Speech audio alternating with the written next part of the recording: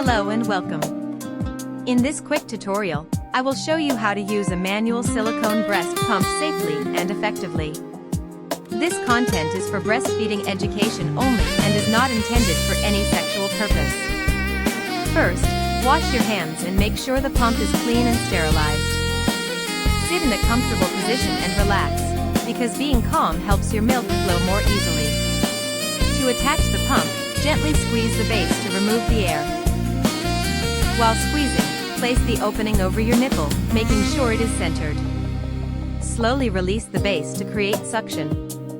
You should feel gentle pulling, not pain. If it feels uncomfortable, break the suction with your finger and try again. You can use the pump while breastfeeding on the other side to collect extra milk.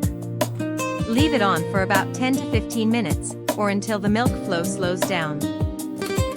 When finished, carefully remove the pump, pour the milk into a clean container, and store it properly. Wash and air dry the pump after each use. That's it.